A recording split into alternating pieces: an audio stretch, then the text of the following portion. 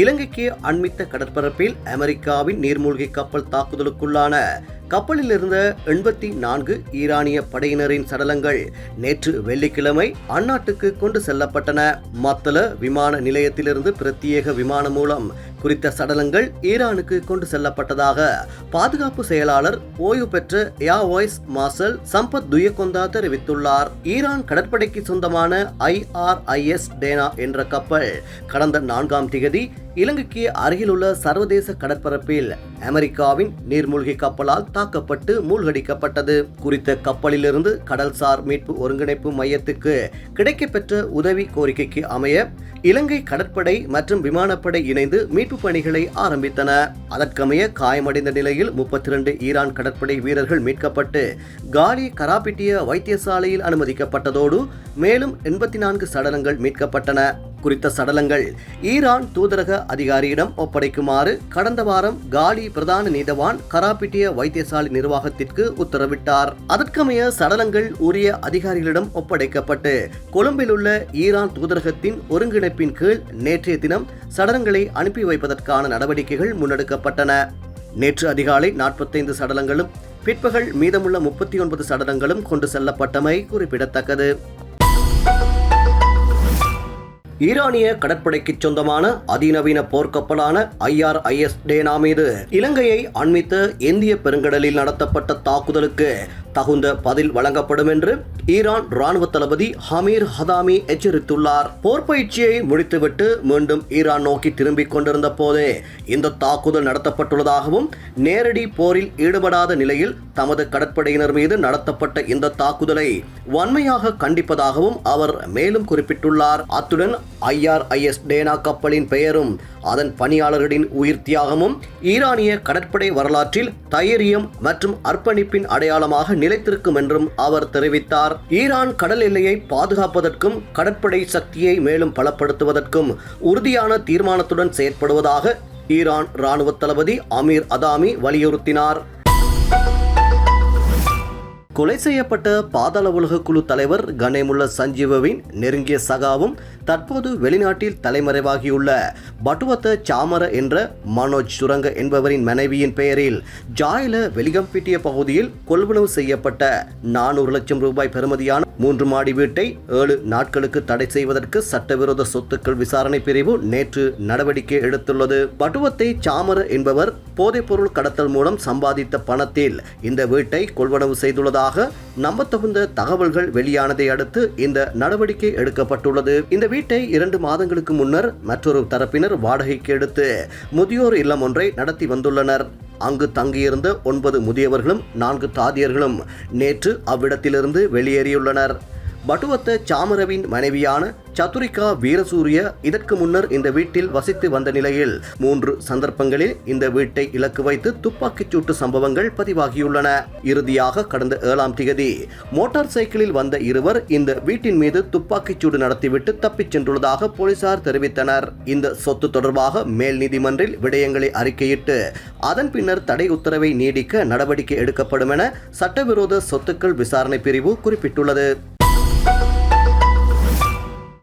பேராதனை யகா பாலத்தின் நிர்மாண பணிகளை நிர்ணயிக்கப்பட்ட திகதிக்குள் நிறைவு செய்ய முடியாது என புகையிரத திணைக்கள அதிபர்கள் சங்கம் தெரிவித்துள்ளது. பாலத்தின் நிர்மாண பணிகள் சரியான முறையில் முன்னெடுக்கப்படாத காரணத்தினால் அது மீண்டும் பழுதடைந்த நிலையை எட்டியுள்ளதாக அந்த சங்கத்தின் தலைவர் சுமேத சோமரத்ன தெரிவித்தார். இதுகுறித்து கருத்து வெளியிட்டுள்ள அவர், டித்வா புயலுக்கு பிறகு தற்போது 3 மாதங்கள் கடந்துவிட்டன.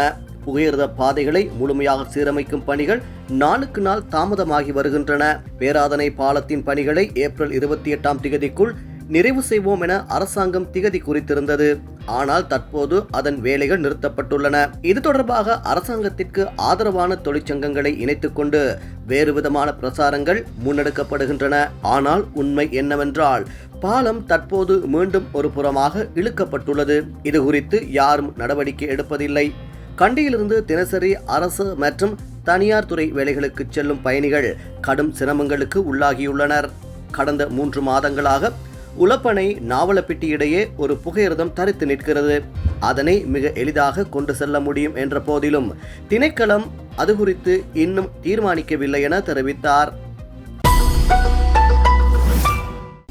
ரஷ்யாவிடமிருந்து எரிபொருளை கொள்வனவு செய்வது குறித்து இலங்கை அரசாங்கம் உயர்மட்ட பேச்சுவார்த்தைகளை ஆரம்பித்துள்ளது. மத்திய கிழக்கில் நிலவி வரும் போர் சூழல் காரணமாக உலகளாவிய எரிசக்தி விநியோகச் சங்கிலியில் ஏற்படக்கூடிய பாதிப்புகளை தவிர்க்கும் நோக்கில் இந்த நடவடிக்கை எடுக்கப்பட்டுள்ளது. இதன் அடிப்படையில் வெளிவிவகார, வெளிநாட்டு வேலைவாய்ப்பு மற்றும் சுற்றுலாத்துறை அமைச்சர் விஜித ஹேரத் இலங்கைக்கான ரஷ்ய தூதுவர் லெவன் எஸ் தஹாகரியனை சந்தித்துள்ளார். குறித்த சந்திப்பு நேற்று முன்னெடுக்கப்பட்டுள்ளது. ரஷ்ய எண்ணெய் கொள்வனவு செய்வதற்கு முன்னர் விதிக்கப்பட்டிருந்த தடைகள் தற்போது நீக்கப்பட்டுள்ள நிலையில் தடையற்ற எரிபொருள் விநியோகத்தை உறுதிப்படுத்த இந்த வாய்ப்பை பயன்படுத்திக் கொள்ள திட்டமிடப்பட்டுள்ளது. நாட்டின் தற்போதைய எரிபொருள் இருப்பை பாதுகாக்கவும் தொடர்ச்சியான விநியோகத்தை பராமரிக்கவும் ரஷ்யாவிடமிருந்து மேலதிக எரிபொருளை பெற்றுக்கொள்வது குறித்து அமைச்சர் இங்கு வலியுறுத்தியுள்ளார். இலங்கையின் இந்த கோரிக்கையை உடனடியாக ரஷ்ய அரசாங்கத்திற்கு தெரியப்படுத்துவதாக தூதுவர் உறுதியளித்துள்ளார். மேலும் எந்த ஒரு இக்கட்டான சூழ்நிலையிலும் இலங்கைக்கு உதவ ரஷ்யா தயாராக இருப்பதாகவும் அவர் இதன் போது சுட்டிக்காட்டியுள்ளமை குறிப்பிடத்தக்கது. இதே நேரம் இலங்கைக்கு தேவையான எரிபொருள் இருப்பை பெற்றுக்கொள்வது தொடர்பாக அமைச்சர் விஜித ஹேரத் இந்திய வெளிவிவகார அமைச்சர் எஸ் ஜெயசங்கரிடம் விடுத்த கோரிக்கைக்கும் இந்தியாவிடமிருந்து சாதகமான பதில் கிடைக்கப்பெற்றுள்ளதாக தெரிவிக்கப்படுகிறது. இந்நிலையில் ரஷ்யாவின் மசகு எண்ணெய் மற்றும் பெட்ரோலிய பொருட்களை கொள்வனவு செய்வதற்கு அமெரிக்கா 30 நாட்களுக்கு தற்காலிக உரிமம் வழங்கியுள்ளமை குறிப்பிடத்தக்கது. தற்போதைய வெப்பமான வானிலைக்கு மத்தியில் நடத்தப்படும் பாடசாலை விளையாட்டு நிகழ்வுகளின் போது மிகவும் அவதானத்துடன் செயற்படுவது அவசியம் என கொழும்பு சீமாட்டி ரிஜ்வே சிறுவர் வைத்தியசாலையின் சுவாச நோய்கள் தொடர்பான விசேட வைத்திய நிபுணர் சன்னடி சில்வா தெரிவித்துள்ளார். வெப்பமான வானிலையினால் ஏற்படும் சுகாதார அபாயங்களை குறைப்பது எப்படி மற்றும் விளையாட்டு நிகழ்வுகளை ஏற்பாடு செய்யும் போது கவனிக்க வேண்டிய விடயங்கள் குறித்து பொதுமக்களுக்கு தெளிவுபடுத்தும் நோக்கில் நேற்று சுகாதார மற்றும் ஊடக அமைச்சின் பிரதான கேட்போர் கூடத்தில் நடைபெற்ற ஊடக சந்திப்பின் போதே அவர் இதனை தெரிவித்தார். தற்போது நிலவும் இந்த நிலைமையின் பாதிப்புகளை குறைத்துக் கொள்ளவும் சூழ்நிலையை அடையாளம் கண்டறிந்து தேவையான சிகிச்சைகளை பெற்றுக்கொள்ளவும் முன்வருவது மிக அவசியம். குறிப்பாக பாடசாலைகளில் காலை மற்றும் பகல் வேளைகளில் விளையாட்டுப் போட்டிகள் நடத்தப்படுகின்றன.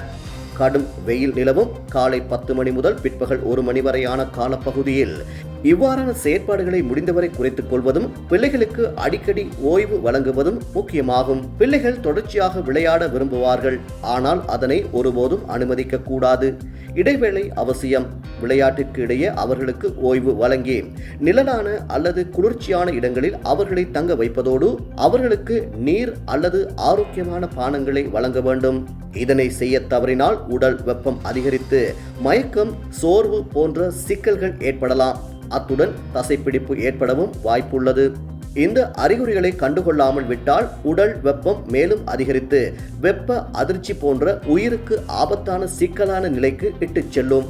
ஒரு பிள்ளைக்கு மயக்கம், சோர்வு, தலைச்சுற்று அல்லது குழப்பமான நிலை ஏற்பட்டால் உடனடியாக அவரை வெயில் உள்ள இடத்திலிருந்து அகற்றி குளிர்ச்சியான இடத்திற்கு அழைத்துச் செல்லுங்கள். நீர் அருந்த முடியுமானால் அதனை வழங்கவும்.